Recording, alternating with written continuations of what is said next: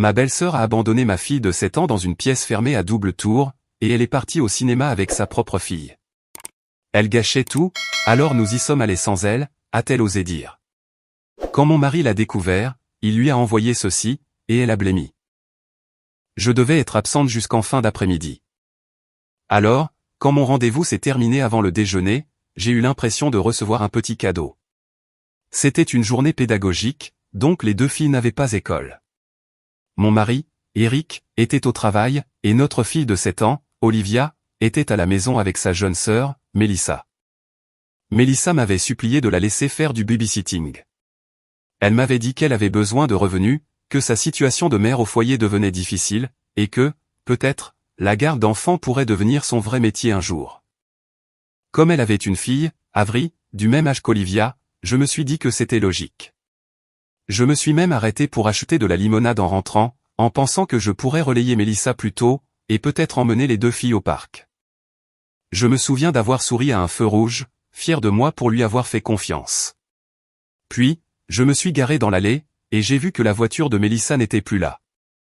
Il n'y avait pas de craie sur le trottoir, pas de trottinette posée près du porche, pas de petite voix résonnant par la fenêtre ouverte. Au début, j'ai pensé qu'elle avait emmené les filles quelque part tout près. Ensuite, j'ai ouvert ma porte d'entrée, et la maison ne donnait pas l'impression que 2 enfants se trouvaient à l'intérieur. En fait, il n'y avait aucun bruit laissant penser que qui que ce soit s'y trouvait. J'ai appelé Olivia, et j'ai attendu la réponse habituelle, des bruits de pas en courant, une question, ou une plainte concernant les collations. Rien ne m'a répondu. La télévision était éteinte.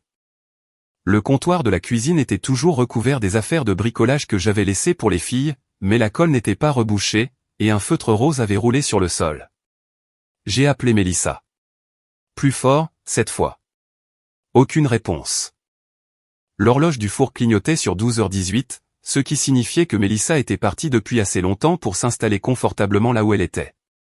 J'ai vérifié le patio arrière, la salle de bain du rez-de-chaussée, et le petit coin lecture sous l'escalier. Vide. Vide. Vide. J'ai sorti mon téléphone pour appeler Mélissa, en essayant toujours de rester raisonnable. Peut-être qu'elle m'avait envoyé un SMS, et que je l'avais manqué. Peut-être qu'elle avait emmené les filles déjeuner, et qu'elle avait oublié de me prévenir, même si cela m'aurait agacé. Puis, depuis le couloir près de la chambre d'amis, j'ai entendu un bruit si faible que je l'ai presque raté. Ce n'était pas un mot au début. C'était une respiration tremblante, puis un reniflement, comme si quelqu'un essayait très fort de pleurer en silence. Je me suis approché, et j'ai dit « Liv ». Une petite voix fluette a répondu, depuis l'autre côté de la porte fermée de la chambre d'amis, « Maman, elles sont rentrées ?» J'ai atteint la porte si vite que mon épaule a heurté le mur. « Olivia, mon bébé, tu es là-dedans. » La poignée ne voulait pas tourner.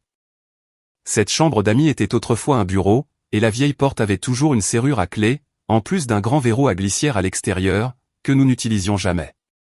Les 2 étaient verrouillés.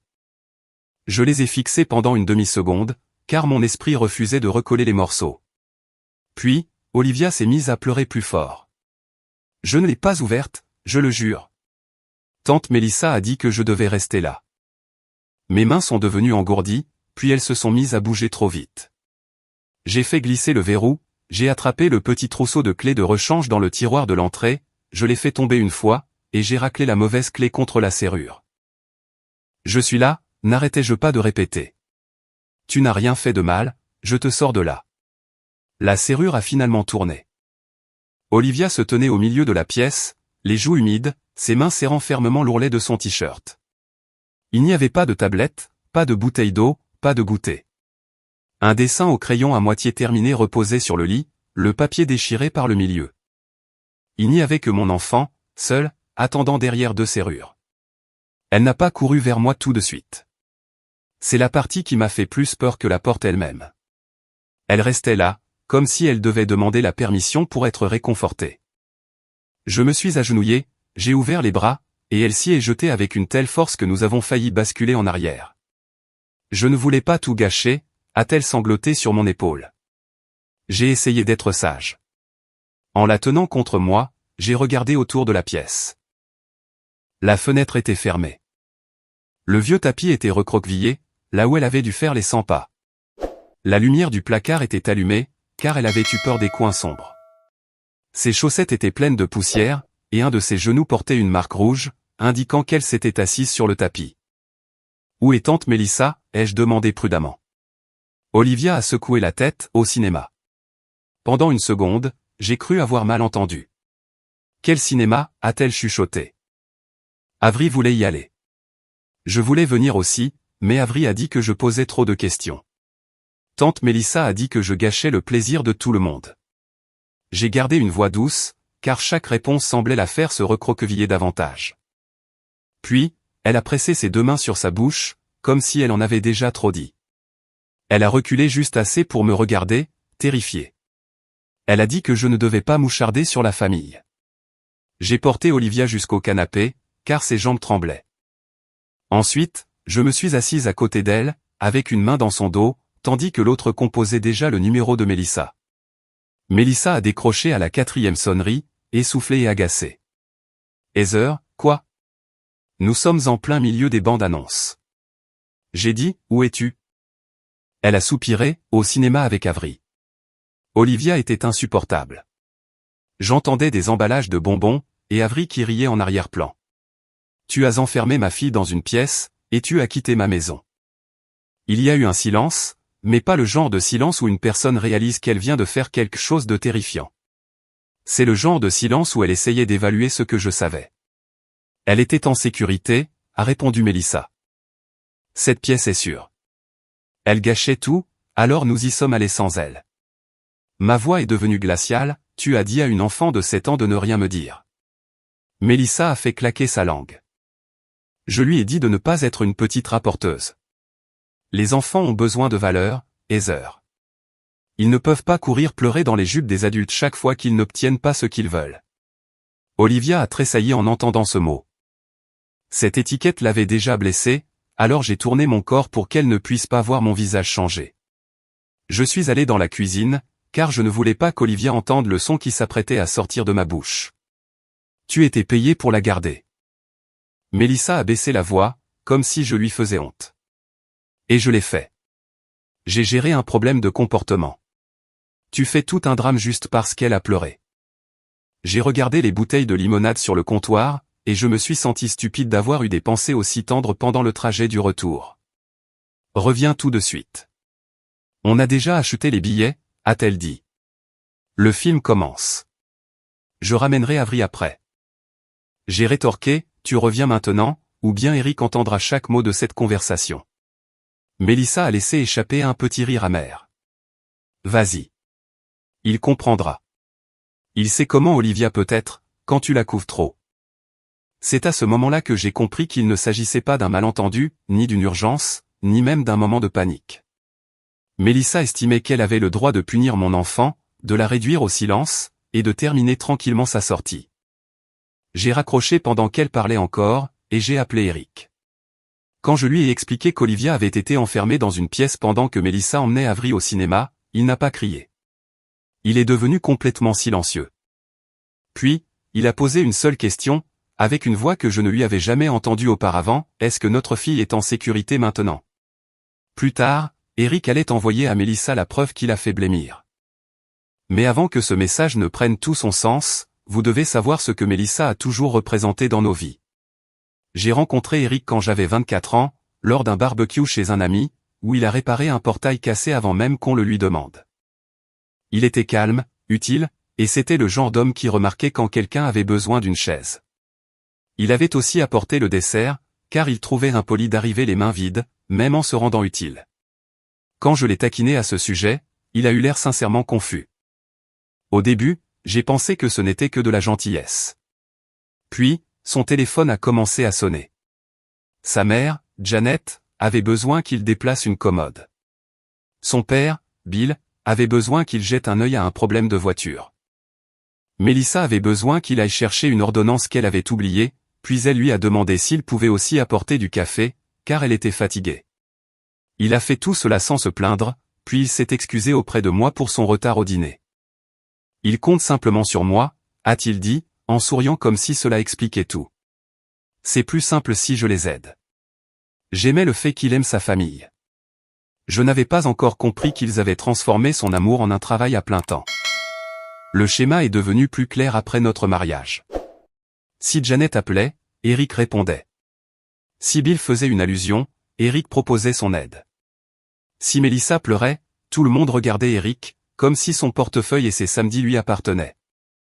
Melissa était plus jeune, certes, mais elle n'était pas une enfant.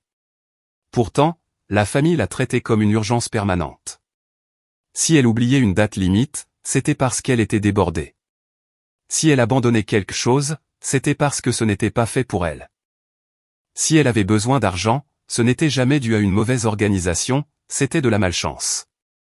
Un dimanche, pendant un déjeuner chez Janet et Bill, Melissa a annoncé que sa facture de téléphone était en retard, et elle a ri comme si c'était mignon. Janet a regardé directement Eric, « Pourrais-tu t'occuper de ça pour ta sœur ?» Elle a passé une semaine difficile. Eric a attrapé sa carte bancaire avant même de me regarder. Melissa a souri à travers la table, non pas avec gratitude, mais avec satisfaction. Quand j'ai demandé plus tard pourquoi personne ne s'attendait à ce que Melissa appelle la compagnie de téléphone elle-même, Eric m'a répondu, « Parce qu'alors, maman pleurera. » C'était la première fois que je le voyais si clairement. Elle ne lui demandait pas de l'aide, elle s'attendait à avoir un accès total à lui. C'était un système fait de sourire au lieu de verrou, mais qui le gardait tout de même prisonnier. Quand Melissa est tombée enceinte à 19 ans, toute la famille s'est réorganisée autour d'elle. Eric avait 26 ans, et j'étais enceinte d'Olivia à la même période. Je pensais que cela signifiait que Janet et Bill seraient ravis pour les deux bébés. Au lieu de cela, chaque conversation tournait autour de Melissa, du fait qu'elle était jeune, effrayée, et pas prête. Lors de ma baby shower, Janet a passé 20 minutes à raconter aux invités à quel point Melissa était courageuse d'affronter la maternité. Melissa est restée assise, une main sur son ventre, acceptant la compassion des autres, pendant que j'empilais mes cadeaux près de la porte. Dans la voiture, Eric m'a serré la main et a dit, « Je suis désolé, ils ne le font pas exprès de nous ignorer. » J'avais envie de le croire. Puis, Avery est née 2 mois avant Olivia, et la différence s'est aggravée. Melissa avait besoin qu'on la conduise à ses rendez-vous. Melissa avait besoin de couches. Melissa avait besoin de quelqu'un pour garder Avery afin qu'elle puisse dormir. Quand Olivia a eu des coliques et que je n'avais pas dormi, Janet nous a tout de même demandé si nous pouvions prendre Avery pendant quelques heures, car Melissa est fragile. Eric a préparé le sac à langer sans qu'on le lui demande. Nous avons aidé, parce qu'il s'agissait d'un bébé, et que personne ne voulait qu'un nourrisson manque de quoi que ce soit. Le problème, c'est que cette aide ponctuelle est devenue la règle pour toutes les années qui ont suivi. Au début, l'aide était censée avoir une date d'expiration. Melissa devait finir ses études. Ensuite, elle devait trouver du travail. Ensuite, elle devait se stabiliser. Nous avons gardé Avery pendant ses cours du soir, nous avons apporté des courses quand elle disait que son frigo était vide, et nous l'avons aidé à meubler son appartement avec des meubles qu'Eric trouvait en ligne, et payait de sa propre poche. Chaque fois que Melissa franchissait une ligne d'arrivée, elle en repoussait la limite. Elle a obtenu son diplôme, puis elle a déclaré que le marché du travail était cruel. Elle a trouvé un emploi, mais le manager était toxique. Un autre travail avait des horaires qui ne respectaient pas sa vie de mère. Un troisième exigeait un temps de trajet qu'elle jugeait impossible, même si Eric conduisait encore plus loin tous les jours. Quand Olivia et Avery ont eu 7 ans, j'ai regardé notre calendrier, et j'ai réalisé que Melissa occupait toujours des pans entiers de notre vie. Ses urgences étaient calées entre les événements scolaires d'Olivia, mes échéances professionnelles, et la seule soirée tranquille d'Eric dans la semaine. Si nous hésitions, elle nous envoyait des photos d'Avery devant une étagère de garde-manger vide. Même nos vacances étaient planifiées en fonction des besoins de Melissa, selon qu'elle ait besoin d'une garde ou d'argent cette semaine-là. Si Eric ignorait un appel, Janet m'appelait. J'ai commencé à garder les reçus, juste pour me prouver à moi-même que tout cela était réel. Rien ne s'était arrêté. C'était juste devenu la normalité. Eric essayait bien de fixer des limites, mais sa famille savait exactement comment les contourner. Il a dit à Melissa qu'il ne paierait pas pour son shopping, ses voyages, ses plats à emporter, ou ses soi-disant urgences qui ressemblaient plutôt à des caprices de dernière minute. Janet l'a félicité d'être responsable, puis elle a appelé 2 jours plus tard, car le loyer de Melissa devait être payé. Bill disait, « Nous faisons tout ce que nous pouvons, tout en ne faisant presque rien. » Donc, Eric couvrait l'essentiel, le loyer, les factures, les courses, les fournitures scolaires, les manteaux d'hiver pour Avery. Mais Mélissa se plaignait quand même. Il me fait me sentir comme une œuvre de charité, a-t-elle dit un jour à Janet, assez fort pour que je l'entende. Janet a répondu, c'est ton frère, la famille s'entraide. Je me tenais dans leur couloir, le sac à dos d'Olivia sur l'épaule, et je me suis mordu la langue jusqu'à en avoir mal à la mâchoire. Je ne voulais pas être l'épouse qui éloigne un homme de sa famille. Je me disais que c'était à lui de prendre cette décision.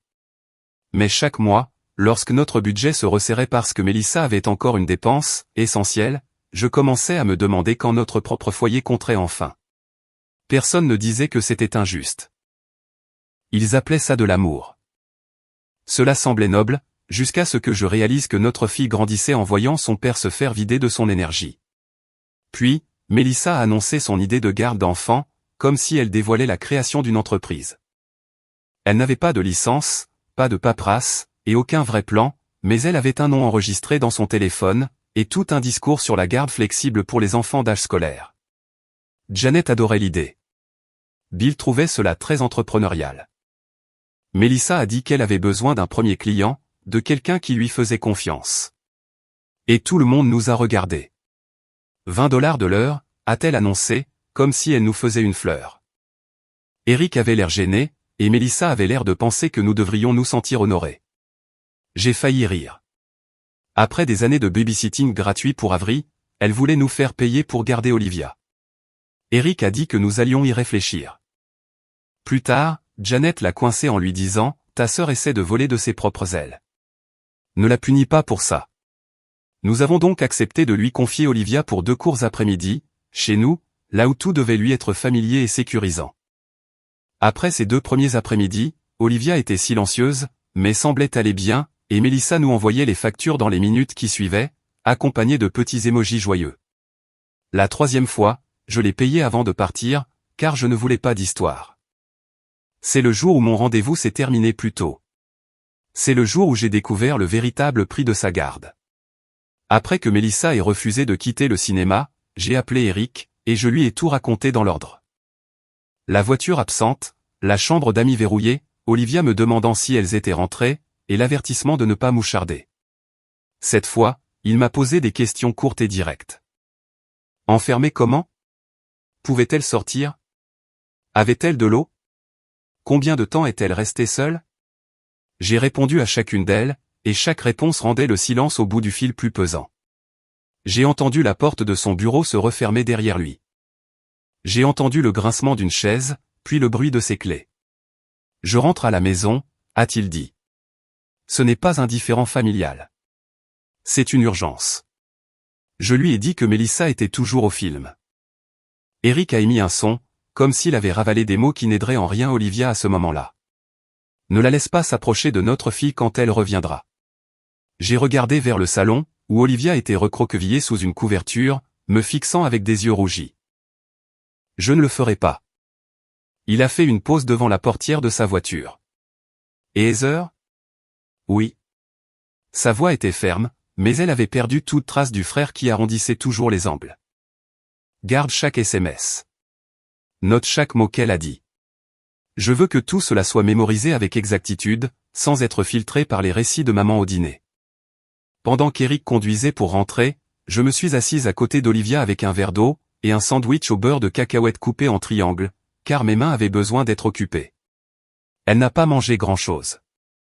Elle n'arrêtait pas de toucher ma manche, comme pour vérifier que j'étais toujours là. Tu n'es pas puni, lui ai-je dit. Me raconter ce qui s'est passé, ce n'est pas moucharder. Les adultes n'ont pas le droit de terrifier les enfants pour les faire taire. Olivia a fixé le sandwich. Tante Mélissa a dit que la famille ne dénonce pas la famille. Les familles sur le fond, ai-je répondu. Les familles surdisent la vérité. Cela l'a fait lever les yeux. Je lui ai demandé doucement si quelque chose de similaire s'était produit, les autres fois où Mélissa l'avait gardé.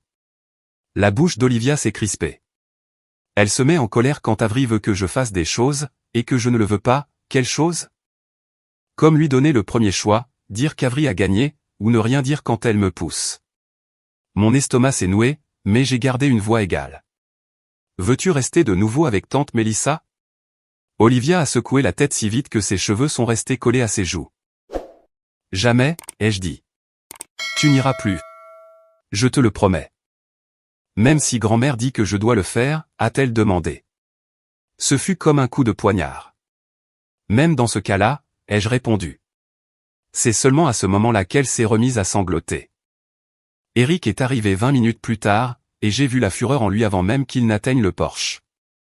Son visage était pâle, sa mâchoire serrée, et sa chemise de travail était à moitié sortie de son pantalon à cause de la précipitation.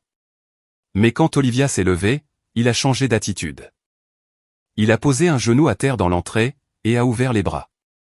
Viens là, mon insecte. Elle a couru vers lui, et il l'a serrée dans ses bras comme s'il avait peur qu'elle disparaisse. Il n'a pas exigé qu'elle lui raconte toute l'histoire. Il a posé de petites questions, tout doucement.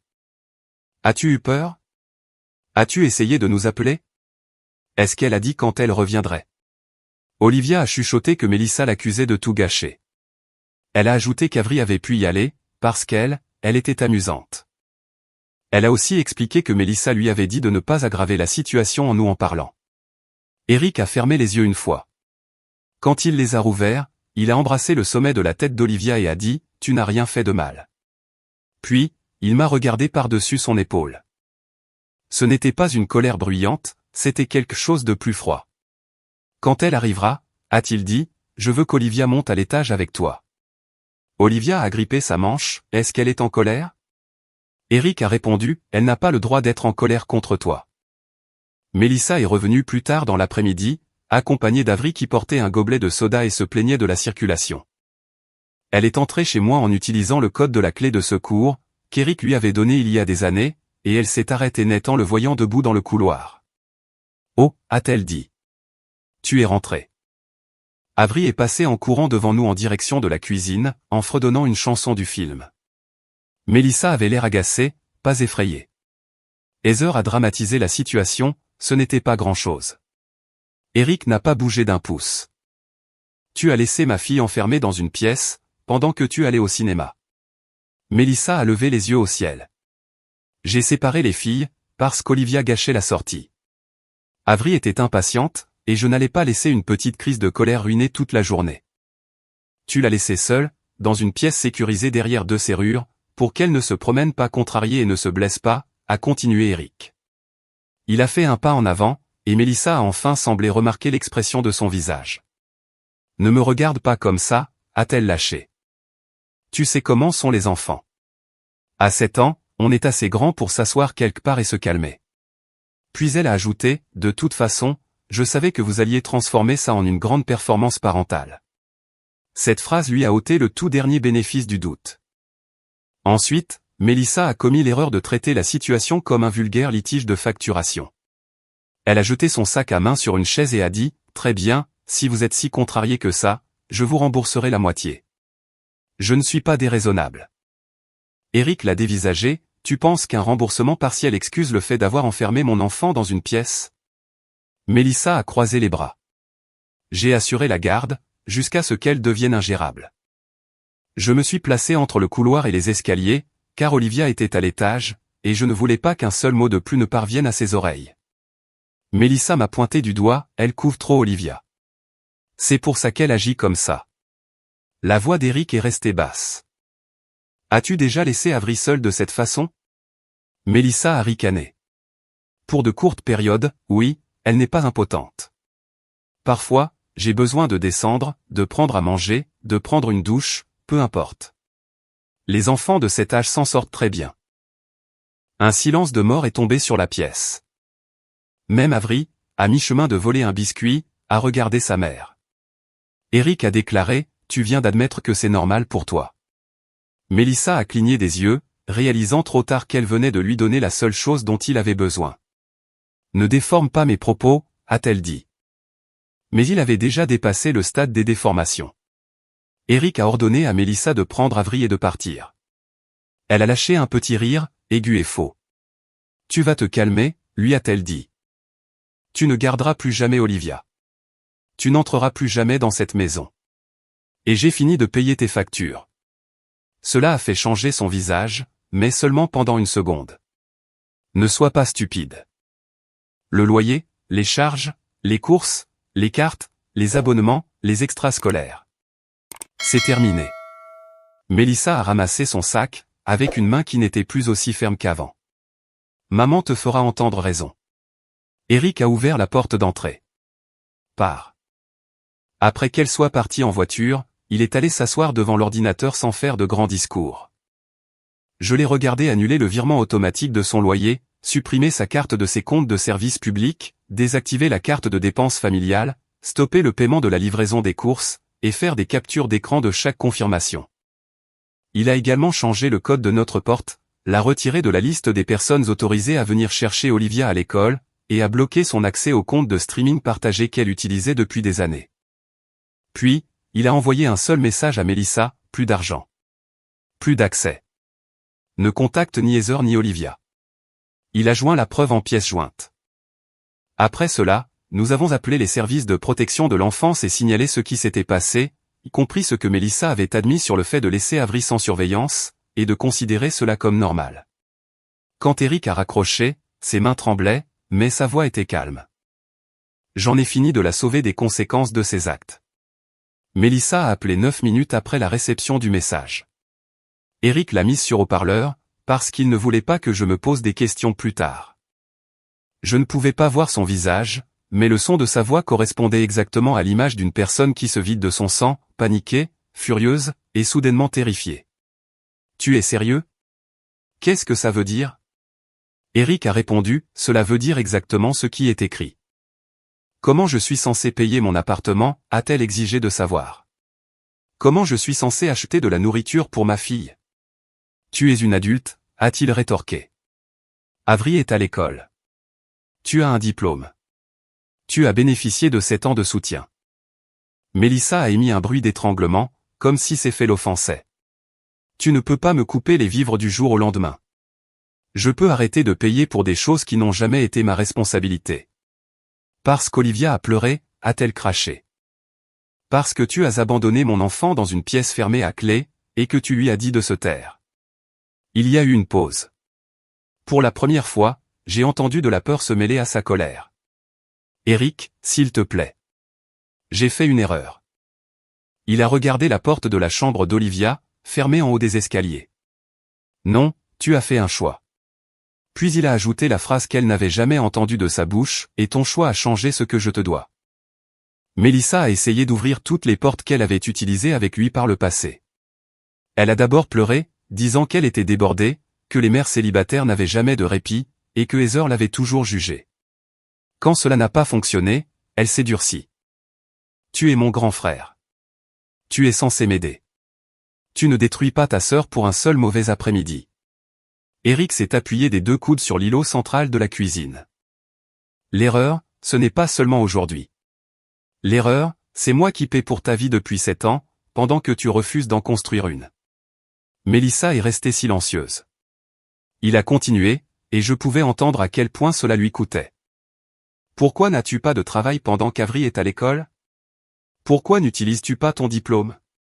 Pourquoi chaque patron, chaque horaire, chaque trajet et chaque règle deviennent-ils impossibles, à la seconde où l'on s'attend à ce que tu les gères ?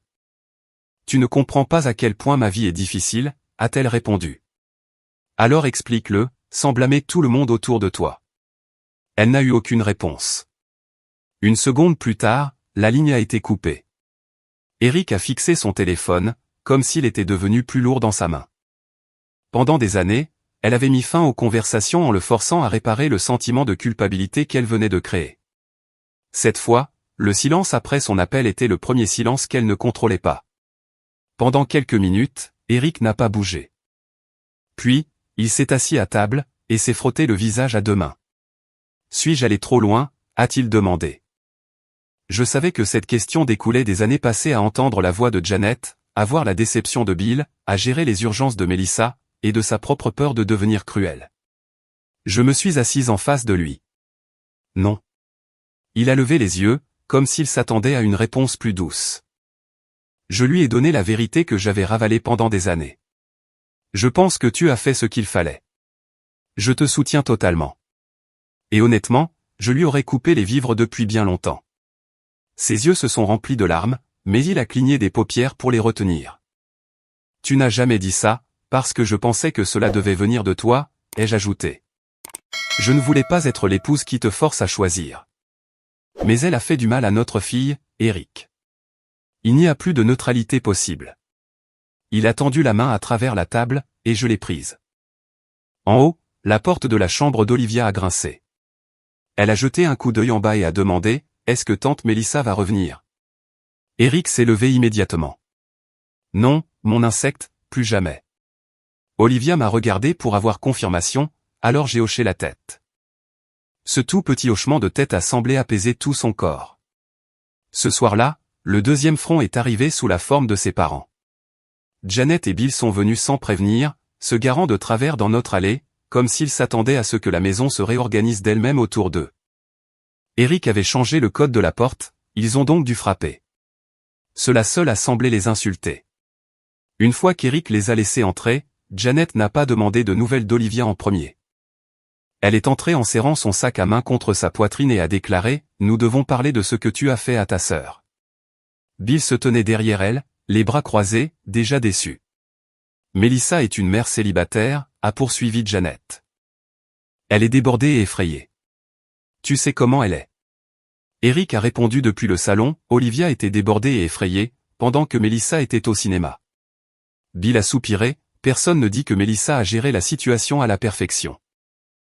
Elle a enfermé mon enfant dans une pièce. Janet a balayé l'argument d'un geste de la main. Elle a fait une erreur de jugement. La famille ne punit pas la famille de cette façon. Je suis restée près du canapé, assez proche pour qu'Eric sache que j'étais là, mais assez silencieuse pour laisser le vieux scénario se dérouler. Ensuite, Janet a dit que l'appel aux services sociaux n'était pas nécessaire. Ils n'étaient pas venus pour comprendre. Ils étaient venus pour le réinitialiser. Eric a posé une seule question. Attendez-vous à ce que je continue de payer ces factures? L'expression de Janet s'est adoucie, de cette manière répétée et familière que je connaissais trop bien. Jusqu'à ce qu'elle se remette sur pied, oui. Tu peux fixer des limites sans être sans cœur. Quelque chose dans le visage d'Eric a changé. Qu'elle se remette sur pied de quoi? D'une vacance de responsabilité qui dure depuis 7 ans. Bill est intervenu, fais attention à tonton. Eric s'est levé. Non, vous, faites attention à ce que vous me demandez de faire. J'ai payé son loyer. J'ai payé ses charges. J'ai acheté ses courses. J'ai couvert ses fournitures scolaires. Je lui ai donné chance après chance. Pendant que ma propre famille planifiait sa vie autour de ses échecs. Et elle nous a remboursé en enfermant ma fille dans une pièce, pour aller au cinéma. La bouche de Janet s'est pincée. C'est ta sœur. La voix d'Eric s'est brisée à ce moment-là, mais il ne s'est pas arrêté. Je suis aussi ton fils. Ne vous souciez-vous pas de ce que cela m'a fait? Ne vous souciez-vous pas de ce qu'elle a fait à Olivia? Pour une fois, Janet n'avait pas de réponse toute prête. Je me suis assise à côté de lui et j'ai pris sa main. Bill a marmonné, tu choisis vraiment ça. Eric a ouvert la porte d'entrée, je choisis ma femme et mon enfant. Partez. Et pour la première fois, c'est ce qu'ils ont fait. 6 mois plus tard, nos vies ont changé. Nous n'avons plus aucun contact avec Mélissa, et Eric parle à peine à Janet et Bill. Au début, c'était étrange. Puis, la paix est arrivée. Plus d'appels d'urgence pendant le dîner. Plus de SMS culpabilisants avant le jour de paix. Plus de babysitting de dernière minute, de courses non payées, ou de paiement de loyer quittant notre compte avant même que nous puissions penser à nos propres besoins. Olivia va mieux. Elle se souvient encore de la pièce verrouillée, mais elle sait que Mélissa n'aura plus jamais le droit de s'approcher d'elle. Nous passons du vrai temps avec elle maintenant, et non plus du temps coincé entre la résolution des problèmes de Mélissa. Les services sociaux n'ont pas retiré la garde d'Avery, mais ils sont restés impliqués, et vérifié régulièrement la situation de Mélissa. Sans l'argent d'Eric, Mélissa a perdu son appartement, est retournée vivre chez Janet et Bill, et a trouvé un emploi de vendeuse avec des horaires réguliers. Je ne m'en réjouis pas, mais je ne ressens aucune culpabilité. Eric n'est pas cruel aujourd'hui, il est juste plus ferme. Il dit non sans s'excuser. Il n'a pas seulement coupé les vivres à Mélissa financièrement, il s'est libéré lui-même. Alors maintenant, je continue de me demander, ai-je eu raison de laisser cette décision à mon mari, puisqu'il s'agissait de sa sœur et de sa famille? Ou aurais-je dû lui dire, bien plus tôt, que le fait de soutenir Mélissa était en train de nous détruire? Et a-t-il eu raison de lui couper les vivres d'un seul coup, après ce qu'elle a fait à notre fille? Faites-le moi savoir dans les commentaires, et abonnez-vous pour d'autres histoires. J'ai commencé à narrer mes propres histoires, donc si c'est quelque chose que vous aimeriez écouter, allez y jeter un coup d'œil. Il devrait y avoir un lien dans la description, et probablement quelque part sur l'écran.